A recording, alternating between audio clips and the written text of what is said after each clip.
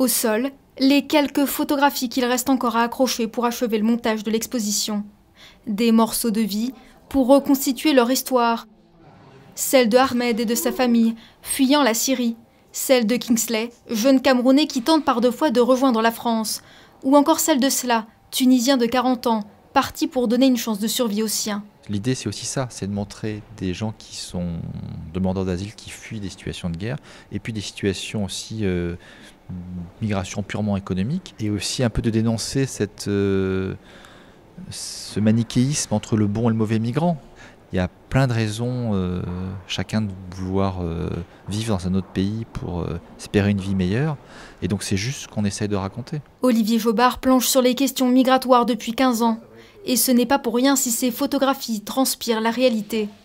15 ans qu'il emprunte les mêmes bateaux, arpente les mêmes chemins, franchit les mêmes frontières que ces hommes et ces femmes, cherchant à tout prix leur Eldorado. Avec Claire Billet, journaliste documentariste, ils ont sillonné les routes aux côtés d'une famille syrienne qui cherche à rejoindre la Suède. L'unique but des gens, c'est d'arriver à leur destination. Donc quand on est sur une route comme on l'a fait cet été pendant 1 mois ou 2, les moments d'action sont très courts.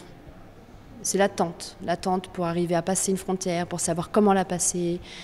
Ahmed, par exemple, qui va utiliser Google Maps pour réussir à trouver des chemins de traverse pour passer une frontière et éviter les contrôles. Les journalistes auront passé 1 mois aux côtés de la famille, mettant de l'argent au pot commun pour survivre à la traversée. Des histoires bouleversantes comme celle-ci, les murs de l'Arsenal en sont recouverts, édifiants. Lorsque je parle, je vois devant moi la photo de ce père qui, sur les rails, marche avec son bébé sur l'épaule.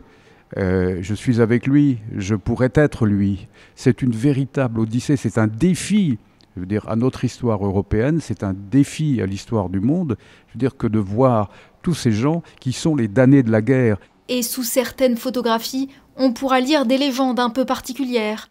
Comme dans un reportage, on entend presque la voix des migrants à travers les récits de leur odyssée de l'errance.